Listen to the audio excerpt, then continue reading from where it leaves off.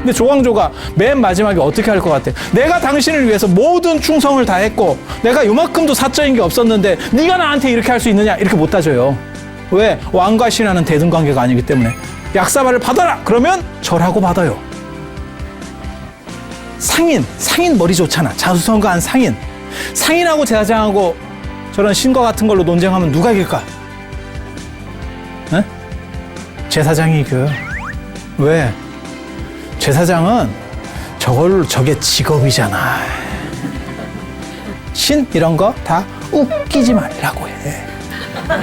라고 말하는 게 철학의 시대, 종교의 시대, 새로운 종교의 시대. 그게 축의 시대예요. 그래서 그런 이야기들을 해드릴 거예요.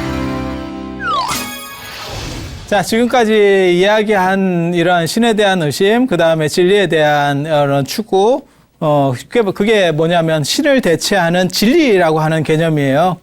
신 중심에서 진리 중심으로 바뀌게 되니까 그러면 신은 다 사라졌느냐? 그게 아니에요. 신 중심과 진리 중심의 두 가지 코드가 있는 거예요. 이게 진리를 중심으로 하는 사람들이 축의 시대 사람들, 축의 시대 성인들, 그 다음에 신 중심의 사람들이 전통적인 종교인들. 이렇게 두 그룹으로 이제 나뉘게 되는 거예요. 그리고 이런 사람들이 두 종류가 있는 거예요. 신흥 철학자, 신흥 종교가. 새로운 사람이라는 뜻이에요. 새로운 사람.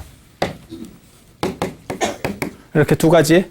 그래서 이쪽에서는 신을 정점에 놓는 게 아니고 진리를 정점에 놓는 거예요. 그리고 신이 있습니다. 그러니까 불교도 신이 있어요. 유교도 신이 있어요. 근데 신이 맨 위에 있느냐? 그렇지 않아요. 그 위에 진리가 있는 거예요. 그리고 신은 이 진리 밑에 있는 거예요. 진리 밑에 있는 거예요. 그리고 사람, 예를 들면 그냥 서열로다가 이렇게 순서대로 놓으면 인간보다 신이 높다라고 생각한다니까. 불교도 그렇게 생각한다니까. 단지 신이 최고가 아니라고 보는 거예요. 최고가 아니라고 보는 거예요. 그래서 제가 전에도 잠깐 그런 얘기 해드렸잖아요. 불교에서의 신의 위치를 알고 싶다면 법당에서 신중단을 봐라. 앉아있지도 못하고 버글버글하니 이렇게 그 졸업식 사진처럼 서 있어요. 서로 얼굴을 이렇게 교대로 내밀면서 서 있어. 앉아있는 사람이 센 사람입니다. 어디든 마찬가지입니다. 그래서 법당을 이렇게 보시면 부처님하고 보살들은 앉아 계세요. 그리고 그 옆에 약간 이렇게 사이드에 있는 분들은 다 서 있습니다. 사천왕도 마찬가지예요. 되게 재밌어요. 부처님을 모시고 있을 때, 그러니까는 부처님 뒤에 영산해상도 같은 데도 사천왕이 나오거든요. 그때는 서 있습니다. 부처님을 위해서 실입해 있는 거예요. 모시고 있는 사람의 자세예요. 천왕문에 가면 앉아 있습니다. 맨바닥에 앉아 있는 건 아니고 의자에 앉아 있어요. 이렇게 앉아가지고 의자에 이렇게. 그리고 이제 밑에다가 이제 뭐 밟고 있고. 이유가 뭐겠어요? 당신 영역이잖아요. 그리고 거기서는 앉아 있는 거예요. 자기가 주인공이니까. 그리고 더 센 사람 밑에 가면 서 있는 거죠. 그래서 서 있는지 앉아 있는지, 그 다음에 그 상이 차지하는 크기, 뭐 이런 것들만 보면 신중탱화에 몇 분이 계시냐면 104분이 계셔요. 39분이나 적을 때는 39, 많으면 104분이거든요. 그렇게 많이 있는데도 부처님 덩치하고 신중탱화 덩치하고 마찬가지로 가는 거예요. 그런 걸 보고 주대종소법이라고 합니다. 주인은 센 사람은 크게 그리고 그 다음에 떨어지는 사람들은 작게. 그거를 그림이라든지 어떤 이런 종교 형상에서 다 그렇게 표현합니다. 모든 종교가 그렇게 표현을 해요. 그래서 누가 센지 그냥 딱 보기만 해도 알 수 있게. 그래서 그렇게 보면 불교도 신은 존재하지만 실제로 신이 중심은 아니라는 걸 알 수 있죠. 근데 불교 주변에 어떻게 보면 신 굉장히 많습니다. 뭐 산신도 있고 뭐 칠성도 있고. 아니 그렇지 않아요? 굉장히 많아요. 그러니까 신중단에만 104명이 있으니까 그걸 위라 그래요. 신을 셀 때는 위라 그래요. 104위가 있으니까 그럼 뭐 그냥 이리저리 치고 나면 어이구 한 150분은 보통 한 절에 있는 상황인 거거든요. 좀 큰 절 같은 경우는. 그렇지만 신을 믿는다라는 생각은 안 해요. 유교도 마찬가지죠. 뭐 조상신. 제가 그런 얘기 하거든요. 절하는 횟수가 곧 상대가 세다라고 하는 걸 의미한다. 그래서 인간들끼리는 한 번씩 절을 하는 거고 돌아가신 분한테는 2번 하는 게 더 세서예요. 셌어요. 그 가일법이라고 하는 거예요. 플러스 1. 플러스 1. 그래서 한 번 더 하는 거고, 그 다음에 부처님이나 임금한테는 3번 하는 거고, 임금 귀신한테는 4번 하는 거고, 임금 귀신한테는 4번 하는 거고. 그래서 돌아가신 분은 짝수고, 산 사람한테는 홀수로 하는 거예요. 그런 룰이 있어요. 그래서 절에서 무슨 뭐 제사 지내고 이런 거 할 때 뭐 3번 절하고 말도 안 되는 얘기입니다. 그게 다 기본 원칙들이 있는 거예요. 원칙들이 있는 거예요. 근데 요번에도 뭐 지난번에 그 뭐 차례 지내고 이런 거 할 때도 뭐 3번 하시는 분도 있고 하는데 사실 그런 거 안 맞는 겁니다. 다 2번 하는 거예요. 재배예요. 그래서 그런 원칙들이 다 있어요. 룰이. 예, 룰이 다 있어요. 그런데 왜 그걸 사람들이 혼동하느냐? 이런 예를 아는 사람들이 별로 없어요.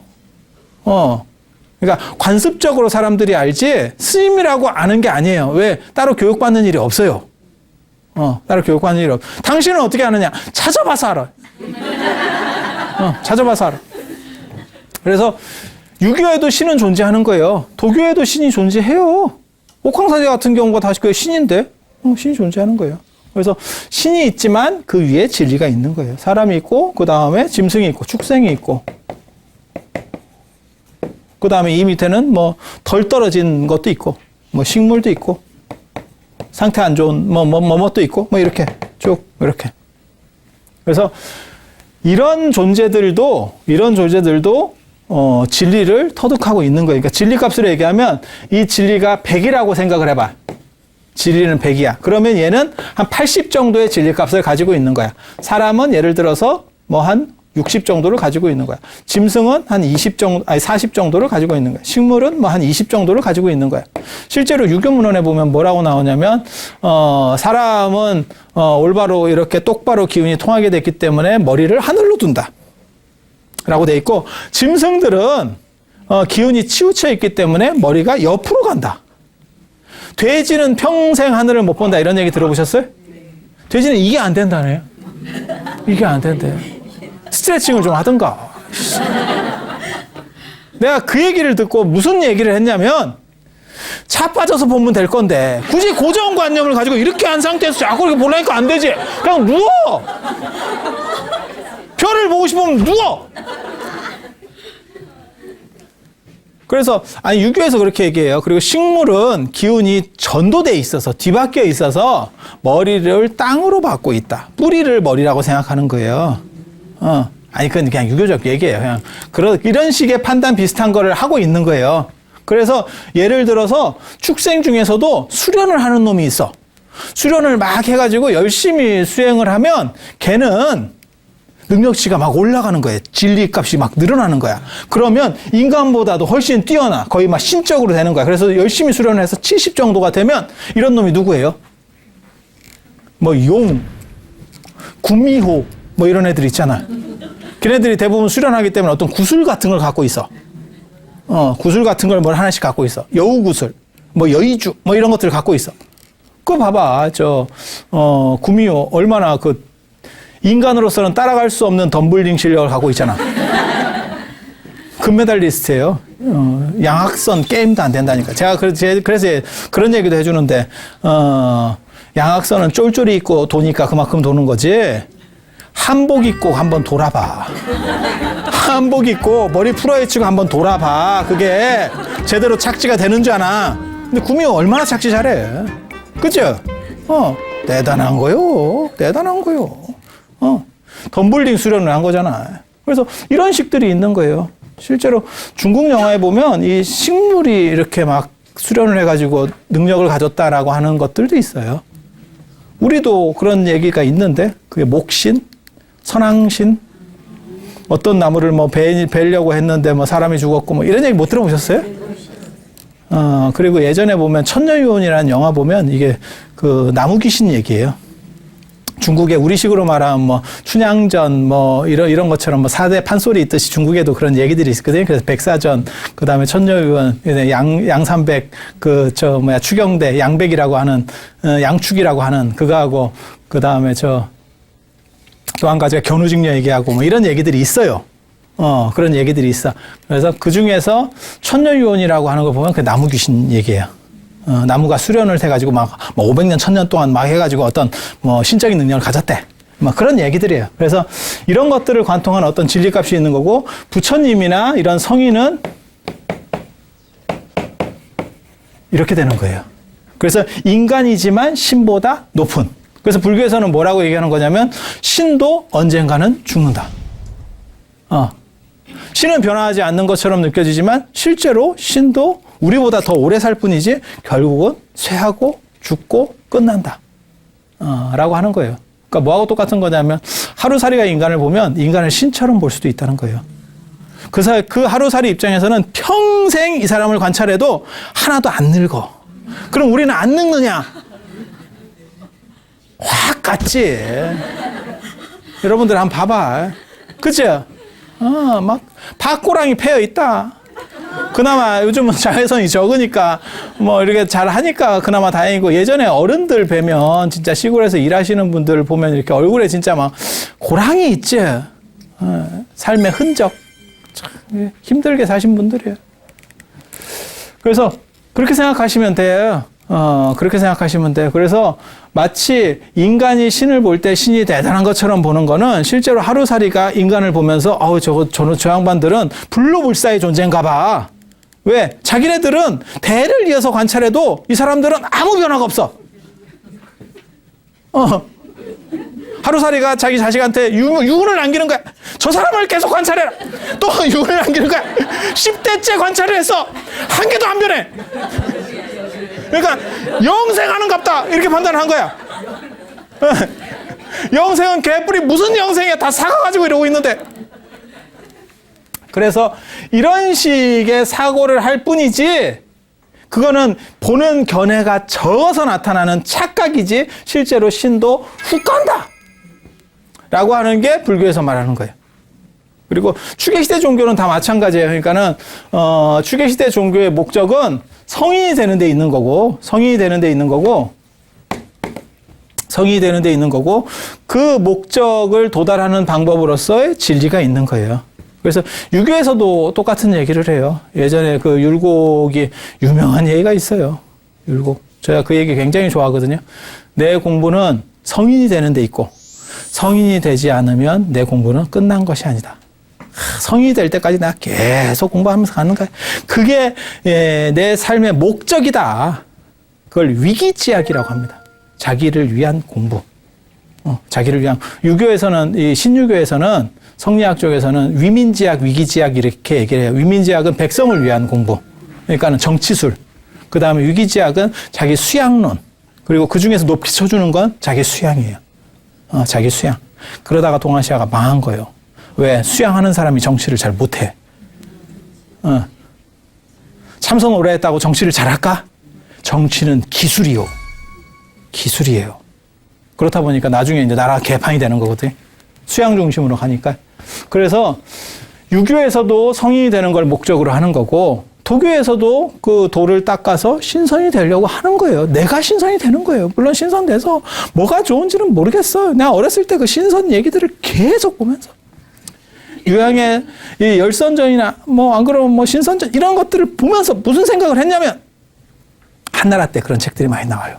그래서 그런 것들을 보면서 무슨 생각했냐면, 도대체 신선의 삶은 뭘까? 머리가 벗겨졌고 배가 나오고 바둑만 하고 있어. 수백 년째. 이게 행복할까?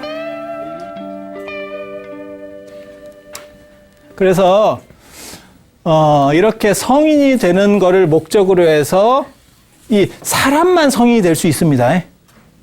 신은 성인이 못 돼요. 신은 성인이 못. 사람만 수행을 했을 때 수행 조건이 최대한 갖춰지는 거예요. 위아래는, 그러니까 신이라든지 뭐 축생이라든지 이런 거는 100% 진리값을 가질 수 없어요. 아무리 수련을 해도. 그래서 불교의 특징이 인간계만 부처님이 나오세요. 그래서 전에 제가 그런 얘기 했는데, 극락이 사후 세계가 아니고 인간 세상이다. 인간 세상이다. 능력 있으면 그냥 갈 수도 있는 세상이다. 수평 세계다. 수평 세계다. 근데 사람들이 자꾸 그런 걸 잘 몰라서 죽은 뒤에 극락이 있다라고 생각하는데, 죽은 뒤에는 염라대왕이 있습니다. 그리고 그 염라대왕 나발이에 파견 나가 있는 분이 지장보살. 지장보살. 그래서 완전히 이게 영역이 달라요. 영역이 달라요. 세계 구조가 완전히 달라요. 그러면 사후세계도 아닌데도 어떻게 그런 세계가 존재할 수 있어요? 충분히 가능하죠. 충분히 가능하죠. 왜냐하면 뭐 과학이 발전해서 예를 들어서 어떤 아주 진짜 모든 시스템을 우리가 그런 얘기 못 들어보셨어요? 서해 쪽에서 지금 미세먼지가 계속 날라오니까 무슨 뭐 인공광으로 시켜서 뭐 커튼을 만들어 보겠다. 딱 들어와도 견적도 안 나오는 그런 얘기. 왜? 한두 번은 몰라도 그걸 어느 세월에 그 돈을 그러다 나라 망하겠다. 그냥 딱 계산해도 트럼프가 장벽 세운다는 것보다도 예산이 더 들 것 같은 느낌이 확 드는데, 아니 미세먼지가 1년에 한 번 오면 어떻게 해보겠다. 맨날 오는 거를 그걸 뭘 어떻게 할 거야. 그래서 그런 거 생각해 보시면 되죠. 근데 만약에 그런 게 전부 다 조절될 수 있는 어떠한 이상적인 조건이 존재한다면, 그리고 제가 극락이 여러분들이 가서 반드시 좋은 세계는 아니에요. 제가 그런 얘기 자주 해드리거든요. 이유가 뭘까요? 불교의 이상세계에는 공부를 해야 된다는 조건이 있어요. 그래서 극락이 공부하는 데예요. 그래서 공부 싫어하는 사람 가면 지옥이 나요. 그게 생지옥이다. 환경의 문제가 아니고 시작부터 그런 거예요. 90년대에 태어나는데 그게 연꽃 이렇게 심청이 태어나지 연꽃이 있는데 연꽃이 안 벌어져요. 공부가 어느 정도 해서 패스가 돼야 그 연꽃이 벌어지는 거예요. 그러면 그 될 때까지 수백 년이고 이러고 연꽃에 이러고 있는 거예요. 폐소공포증 속에서.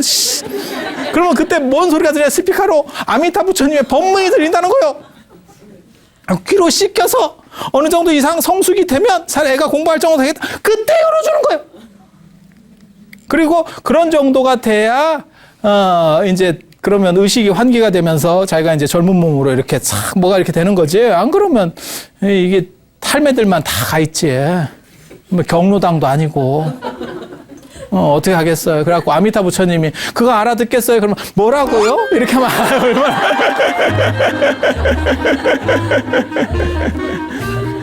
그래서 극락은 왕생하는 거예요. 가서 생하는 거예요. 죽은 뒤에 그냥 이렇게 가는 게 아니고, 그래서 약간 달라요, 개념이. 그래서, 추계시대 때 나오는 동아시아 종교, 그게, 불교, 유교, 도가라고 하는 것들은 전부 수련을 통해서 내가 이상인격인 성인이 된다라고 하는 거예요. 신중심의 종교는 아무리 올라가도 인간은 못 됩니다. 신이 될 수는 없습니다. 인간은 인간이고 신은 신이에요. 왜? 종자가 달라요. 종자가 달라. 이건 피조물이기 때문에 종자가 달라서 신은 못 돼요. 단 신을 믿었을 때 천국에 갈 수 있어요. 신이 만든 또 다른 어떠한 이상세계가 있고 거기에 갈 수 있는 권한을 받는 거예요. 티켓을 받는 거예요. 그래서 이 신이라고 하는 게 신은 이거는 절대값을 가집니다. 절대입니다. 이 추계시대 때 나오는 진리가 절대예요. 그래서 이 절대라는 개념을 신은 유신론적 종교에서는 신이 절대라고 봐요. 그리고 신이 진리라고 봐요. 유신론적 종교에서는. 그래서 신 이꼬르 진리인 거예요. 근데 여기는 신 이꼬르 진리가 아니에요. 그래서 같은 용어를 쓰지만 다른 개념이에요. 그래서 신이 너희를 자유롭게 하리라. 진리가 너희를 자유롭게 하리라. 그거는 걔네들 입장인 거예요. 그래서 신은 인격적 요소를 가지고 있지만 그것이 진리이기 때문에 어떤 행동을 해도 저기에는 오류나 잘못이 있을 수 없어요. 이쪽에는. 그래서 노아의 얘기 생각하면 돼요. 이 세상이 아주 거지 같았대. 그래서 저걸 다 싹 쓸어야겠다. 근데 한 번 더 생각하면 태어나자마자 걔도 거지 같을까? 살면서 사람이 좀 문제가 생겼을 수는 있지만 신이 만들었는데 자기가 만들자마자 일종의 내오자마자 갑자기 얘는 상태가 안 좋아 이렇게 하기는 좀 어렵잖아요. 그래서 제가 그런 얘기 하거든요. 노아의 방주에서 모든 생물들을 싹 쓸었다라고 하지만 실제로 안 쓸린 집단이 있다. 물에 사는 놈. 물고기는 대박이지. 생각을 해봐. 얼마나 그게 단순한 생각이에요. 물로 쓸면 용왕 주가가 난리 난다. 갑자기 블루칩이 되는 거야. 그러니까 그건 이제 생각하기 이게 단순한 생각들이거든요. 그래서 저런 부분들에 대해서 이렇게 문제 제기를 하잖아요. 이러면 믿지 않는 놈, 불신자. 불신자는 어떻게 돼? 지옥이잖아. 불신지옥. 이렇게. 왜?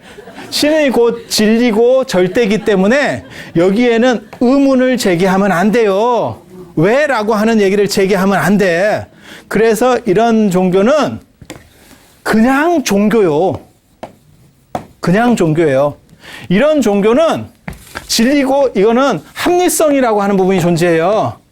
그래서 맞냐 틀리냐를 얘기할 수 있어. 그래서 이런 시대 때 나온 거는 철학인 동시에 종교라고 해도 철학적 종교예요.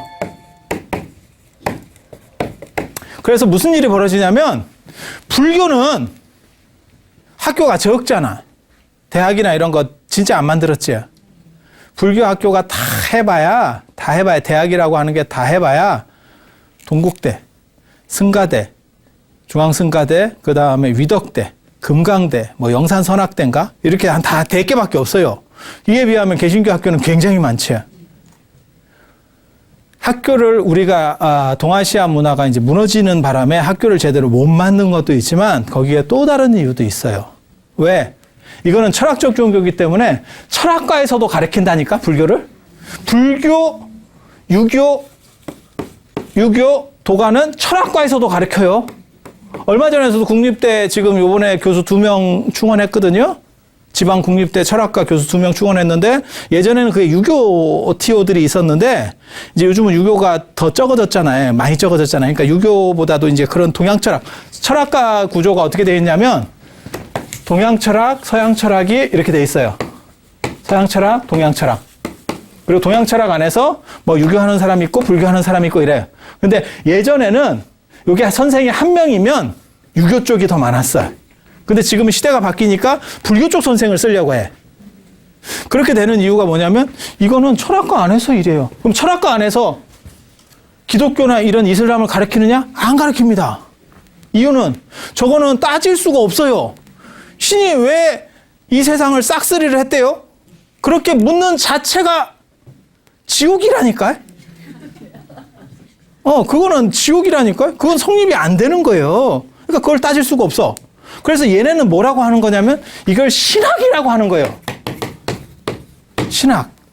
제가 여기 이런 때도 그런 얘기를 하거든요. 이게 불교를 전공했다 그래서 불교를 전공해도 우리나라에 두 종류가 있어요. 철학과에서 불교 전공한 사람이 있고 불교학과에서 불교를 전공한 사람이 있다니까요.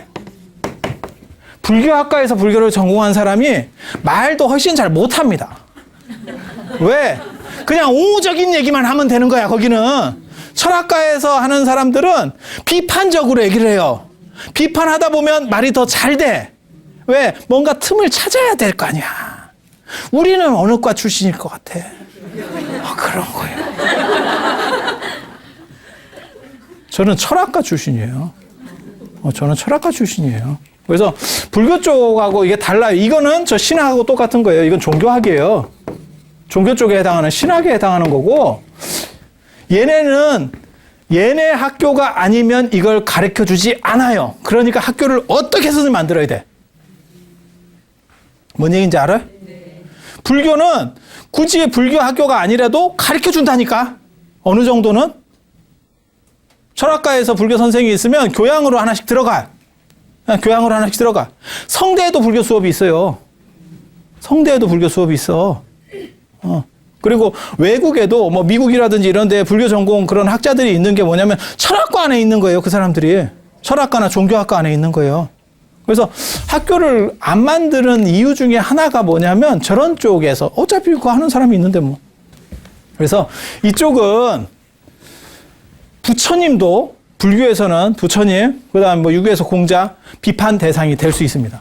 가능합니다. 그거는 그 시대에 따라서 이렇게 얘기하신 거지, 그건 아닐 수도 있어. 라는 게 가능해요. 이쪽은 신은 전혀 오류가 있어서는 안 돼요.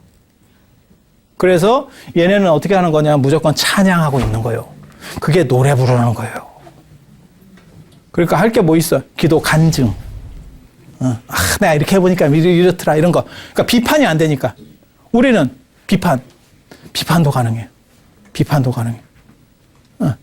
그리고 비판이 가능하다는 건 이유는 뭐예요? 또 다른 어떤 새로운 걸로 계속 바뀌어갈 수 있다는 거죠. 그리고 부처님께서도 그렇게 말씀하셨어요. 제가 개인적으로 제일 좋아하는 부처님 말씀이 그런 거예요. 제자들한테 뭐라고 말씀하시는 거냐면 나에 대한 존경심 때문에 내 말을 고지고대로 믿고 받아들이지 마라. 내가 말하면 너네들이 한번 판단해보고 옳다면 따라라. 그렇지 않다면 버려라. 버려라. 그거는 진짜 자신감 있는 사람만이 할 수 있는 언어예요. 그래서 일반 사람들은 그런 식으로 못해요. 그런 식으로 못해요. 그래서 추계 시대라고 하는 거는 진리 중심이라고 하는 걸로 이제 친중심에서 진리 중심으로 바뀌는 시대. 그리고 그 추계 시대 때 나온 것들이 뭐냐면 이런 새로운 흐름들이에요. 그리고 인도적으로 보면 그걸 뭐라고 얘기하냐면 슈라마나, 사문이라고 합니다. 사문. 새로운 물결을 일으키는 사람들. 사문. 부처님도 이 사문 출신이에요. 부처님도 이 사문 출신이에요. 그런데 부처님은 뭐라고 이제 얘기를 듣냐면 혹시 경전 같은 거 많이 읽어보면 제가 그런 얘기 해드리거든요. 부처님을 이게 이제 비디오가 아니다 보니까 동영상이 아니다 보니까 글자만 있으니까 상황을 잘 이해를 못하는 거예요. 근데 그 글자들만 가지고도 자세히 이거 좀 알면 어떤 일이 벌어지냐면 동영상처럼 돌릴 수가 있어요. 그러니까 내가 배경 지식이 있고 그 문화에 대한 이해가 있으면 동영상이 돌아가. 동영상이 돌아가는 현상이 어디서 나오냐면 춘향전, 흥부전 이러면 동영상이 돌아가. 그걸 이렇게 읽고 있잖아? 그럼 동영상이 돌아가. 근데 부처님 경전을 읽으면 동영상이 안 돌아가. 그게 문화 배경이 다르기 때문에 그래요. 그러니까 뭐 놀부 마누라가 흥부 주걱으로 흥부 뺨을 때렸다. 머릿속에 상상이 되잖아. 이건 충분히 이렇게 됐는갑다. 주걱도 작은 주걱 아니고 아마 큰 주먹인가? 뭐 이렇게 팥죽 쓸 때 쓰는 주걱으로 했으면 턱 조각이 날아가는데 뭐 이런 생각도 하고 뭐 이런 생각들이 안 들겠어요? 주걱도 주걱 나름이잖아. 실리콘 주걱 썼나? 그러면 때리고 나서 밥풀이 안 묻었다라고 하는 거 보면 실리콘 주걱 그렇게 돌아가잖아요. 근데 금강경이나 이런 거 보면 법화경 이런 거 봐도 문화 배경이 달라서 그래요.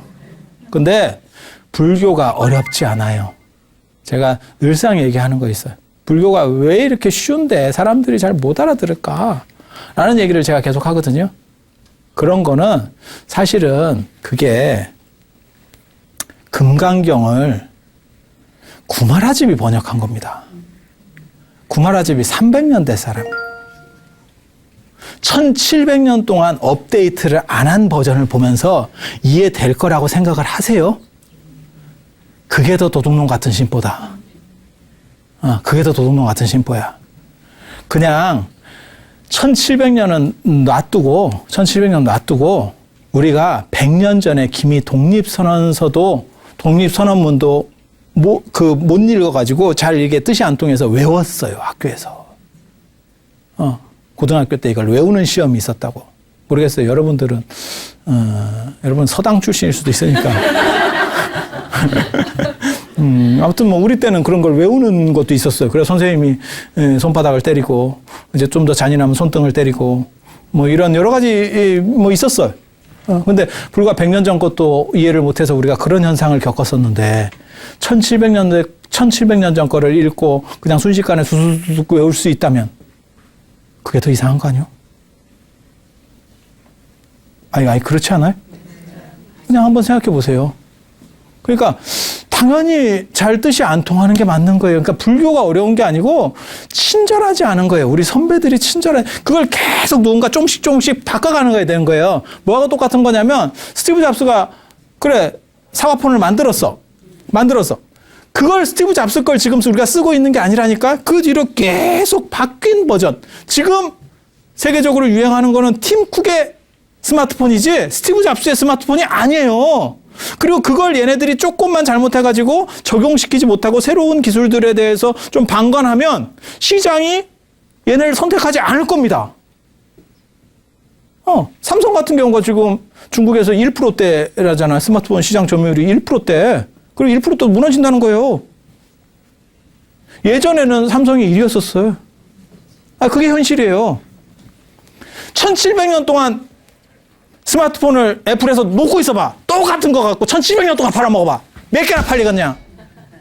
똑같은 얘기예요. 그래서 불교가 어려운 게 아니에요. 불교가 어려운 게 아니에요. 두 가지 오류가 있어요. 우리는 불교를 대할 때 2500년 전 얘기를 들어야 돼. 이제 부처님 얘기로 갈 겁니다. 이제 부처님 얘기로 갈 거. 그게 벌써 2500년 전 얘기예요. 2500년이 얼마나 옛날 얘기인지 아세요?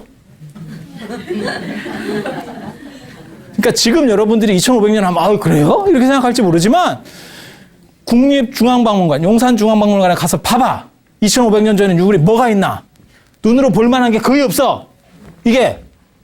그리고 조금 눈에 띈다? 통일신라 시대 유물이에요. 통일신라 시대 유물. 통일신라 시대 유물이면 600년 이후 뒤에.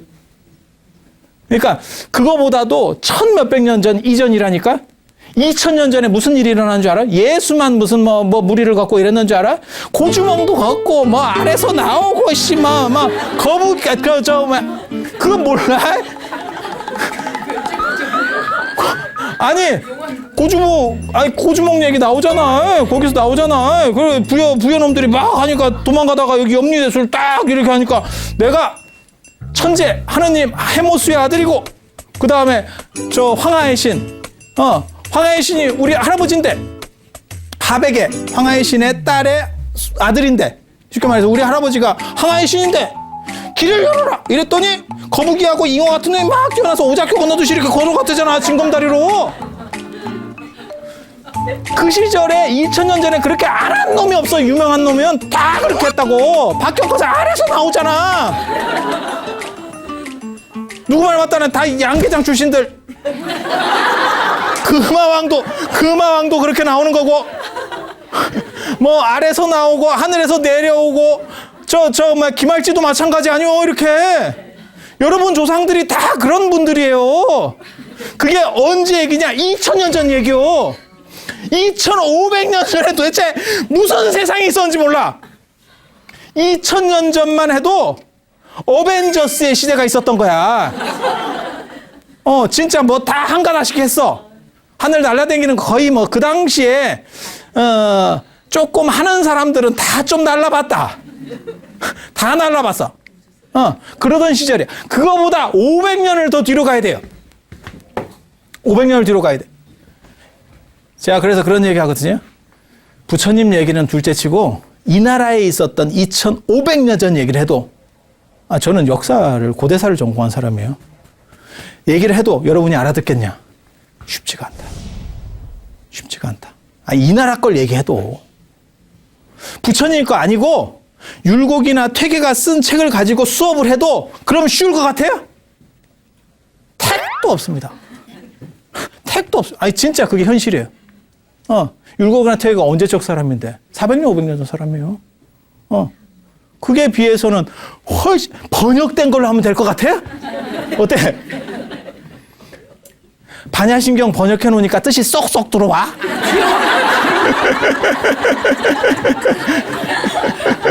어때? 이게 번역되면 들어올 것 같지? 번역의 저주라고 하는 게 있어요. 그걸 구마라집이 그 당시에 벌써 얘기했다고. 번역이라고 하는 게 사실 두 가지 기준이 있거든요. 직역할 것이냐, 의역할 것이냐. 그래서 저도 이런 얘기를 자주 해요. 이런 번역 문제를 가지고 얘기를 하거든요.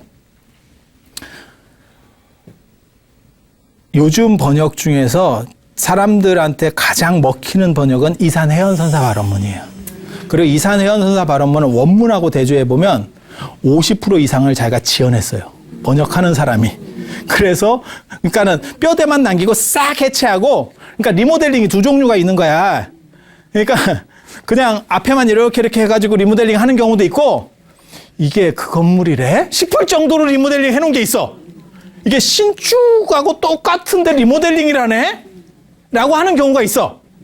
둘 중에 어느 걸 할 것이냐에 대한 선택을 해야 되는데 지금은 그냥 앞에 그냥 간판하고 좀 지저분한 것만 좀 치우고 이 뺑기칠 다시 하고 이렇게 해서 번역을 해놓은 거예요. 그러니까 어떻게 돼요?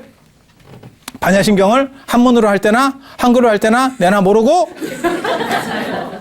예볼 시간만 길어졌어. 이게 뭐 차이가 없노? 이게 한국말인데도 암호가 있다? 이게 굉장히 재밌는 현상이에요. 굉장히 재밌는 현상이에요. 그리고 금강경 같은 걸 번역해도 번역본을 읽어도 이게 그렇게 딱 안 와닿고 한문을 읽어도 딱 안 와닿고 이런 상황에서는 빨리 많이 하는 게 좋겠다. 한문. 아니 그렇게 한다니까 지금 현실이에요. 그래서 이런 문제가 벌어지는 거예요. 그래서 2500년이라고 하는 거는 옛날 얘기예요. 그렇다 보니까 그 얘기를 해줬을 때 여러분들이 어렵게 느끼는 게 당연한 거니까 불교가 그 당시에 부처님이 어려운 게 아니고 부처님은 진짜 쉽게 얘기했다니까. 왜? 부처님은 기성 종교가 아니에요. 새로운 뭔가 당신이 생각을 해서 그거를 현 시대에 먹혀야 돼. 누구한테 먹혀야 돼? 권위적이고 뭐 그 당시에 잘 나가는 사람들? 그런 사람들은 안 들어요. 그럼 누구한테부터 시작했겠어? 꼴 베른 사람. 안 그럼 뭐 어디 지금 뭐 거기 뭐야 뭐 목동이야. 뭘 그 소 이렇게 치러 나가. 너 내 얘기 잠깐 들어볼래? 그 몇 분 딱 주는 데서 감동을 주지 않으면 끝난 거예요. 그 사람하고는 인연 끝이야. 아니 실제로 그런 거예요. 그렇게 가는 거예요. 그랬을 것 같지 않아요? 왜? 지금은 불교가 기성종단이고 뭐 부처님 권위가 있지만 그 당시에는 부처님이래요. 그러면 뭔데요? 이렇게 시작하는 거예요. 아니 그 당시 현실을 생각해봐. 아무도 없어. 이렇게 시작했는데 상황이 급반전하는 거죠. 왜? 뭔가 내용이 있으니까. 그리고 그 내용은 분명히 쉬워야 돼요. 일반 사람들을 교화시켜서 그 사람들에게 감동을 줘서 그 사람이 출가해서 승려가 되는 거지 어디서 승려가 막 생기는 게 아니거든. 그리고 보통 사람들의 관심사는 뭐예요? 여러분들 관심사는 도대체 뭐예요? 그래. 그게 현실적인 거예요. 돈의 문제, 그 다음에 가족의 문제. 이 가족의 문제 중에서 뭐 취업도 있을 거고, 뭐 결혼도 있을 거고, 뭐 이런 부분들. 아니 그게 현실 아니에요? 내가 올해는 꼭 깨달아야겠다. 이렇게 소원을 세우는 사람이 몇이나 있겠어? 그거보다 이게 훨씬 현실적이잖아. 그래서 부처님이 실제로 신도들에게 많이 말씀하신 거 사실 저거예요. 저런 문제를 계속 얘기하셨었다니까요. 그런데 왜 경전에는 저런 얘기가 적습니까? 그걸 편찬하는 사람들은 스님들이잖아. 그러니까 자기네들이 기억하는 걸 중심으로 해서 글을 쓰거든. 아니 그렇잖아요. 그러면 무슨 일이 벌어지느냐? 스님들의 관심사가 중심으로 경전이 만들어질 수밖에 없는 거예요. 그건 깨달은 문제지. 그러니까 깨달은 문제보다 훨씬 많은 돈 얘기나 어떻게 하면 행복할 것인가, 네가 집안에서 트러블 안 생기고 뭐 부부간에 아니면 자식하고 관계들 이런 것들을 어떻게 처리할 것인가들이 훨씬 더 많이 말을 했을 거예요. 왜? 스님 볼 시간보다 신도 볼 시간이 훨씬 많았을 거니까. 왜? 신도를 만나서 신도를 감명을 줘야 스님이 되는 거잖아. 그러면 신도를 많이 만났겠어요? 스님을 많이 만났겠어요? 그렇게 되는 거예요. 그렇게 되는 거예요. 그래서 부처님은 이 두 부분을 철저하게 구분해요. 이 어른이 굉장히 대단한 분이에요. 그러니까 스님에게 하는 법문하고 신도에게 하는 법문이 다르다니까. 근데 오늘날 사실 이게 잘 안 들리는 거는 큰 스님들 법문에서는 이 두 부분이 혼재돼 있어요. 그래서 이게 잘 안 맞는 거야. 그게 대기설법이라고 하는 거예요. 그래서 부처님은 쉬운 얘기를 하셨는데 문제는 1차적으로 쉬운 판본들이 삭제됐다는 거예요. 왜? 편집될 때. 이런 거는 너무 좀 떨어지는 것 같아. 그러면, 우리도 공부할 때 이렇게 책 쓰고 이런 거 하면 너무 좀 범범한, 이건, 됐어. 이렇게 하게 되거든? 그러면 나중에는 조금 더 어려운 것만 남게 돼. 그렇게 해서 한번 걸쳐졌고, 그게 2500년 전 얘기라는 거예요. 2500년 전 얘기. 제가 얼마 전에 진짜 깜짝 놀란 일이 있었어요. 뭐 연초에 무슨 뭐 토종별 그런 얘기 하다가 그러면 젊은 사람한테 토종비를 이렇게 보라고, 뭐, 호텔이나 이런 데 가면 토종비를 보는 법 다 있어요. 이렇게 얘기를 했더니, 이게 생일을 음력으로 하나요? 이렇게 물어보는 거야. 나 그런 질문이 나올지 자체를 몰랐어요. 당연히 그런 건 다 음력이라고 생각을 하고 있었거든? 근데 그 질문이 나오는 것도 굉장히 신선했거든? 그 음력으로 해야지? 내가 이렇게 얘기했더니, 어떻게 대답했는지 아세요? 음력을 몰라. 음력을 몰라. 그래서 내가 뭐라 그러냐면, 그러면 또 포탈에 찾아보면 음력 양력이 나온다. 이렇게 이제 얘기를 해줬거든. 아니, 우리는, 여러분도 뭐 마찬가지겠지만, 기본적으로 음력 양력을 다 알죠. 양력만 아는 건 아니잖아요. 근데 여러분 자녀분들은, 그러니까 좀 젊은 애들은 이미 음력을 몰라. 양력만 아는 거야. 그러니까 봐봐. 불과 한 세대 차이인데 벌써 그렇게 시대가 바뀌었잖아요. 여러분 자식이라도 2600년, 2500년 뒤에 자식이라고 생각해봐. 이게 대화가 되겠어?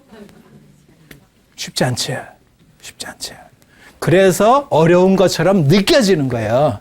어려운 것처럼 느껴지는, 이게 시간의 차라고 하는 거예요. 그리고 공간의 차라고 하는 게 있어요. 공간에 의한 차. 그거는 불교는 인도 문화권에서 시작해서 우리는 중국 문화, 동아시아의 중국 문화권에 속해 있는 사람이에요. 그래서 우리식 사고하고 인도식 사고가 배경이 달라요. 배경이 달라요. 배경이 달라. 그리고 문화 배경이 다르기 때문에 쓰는 언어나 비유들이 달라요. 그렇다 보니까 우리한테는 약간 생소한 얘기들이 나오는 게 되는 거죠. 생소한 얘기가 나오게 되는 거죠. 그래서 이런 차이들도 있어요. 그러면 어려운 걸로 끝나느냐? 그게 아니요. 왜 그게 아닐까? 그래서 불교에서는 뭐라고 얘기하는 거냐면 선지식이라는 게 있는 거예요. 선지식. 선지식은 뭐 하는 사람이냐면 상황에 맞춰서 저것을 잘 풀어서 잘 가르쳐주는 사람. 누구다? 나다. 그래서 저를 따라오면 귀가 씻기고 눈이 씻기면서 스스로 알게 돼요. 그게 익숙함에서 오는 공부라고 하는 거예요. 그래서 여러분들은 그러한 길 위에 지금 잘 와 계신 겁니다. 그럼 이상 마치겠습니다. 하겠습니다.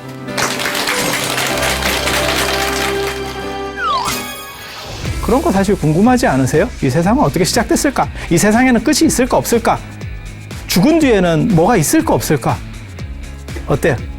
예전에 기우라는 표현 아세요? 기우? 기우? 기나라 사람의 어리석음이라는 게 있거든요. 신들의 왕 이전에, 제우스 이전에 타이탄족이 있다니까. 거인들이 있다니까. 그러니까 창조주는 아니에요. 제우스가 창조주는 아닌 거야.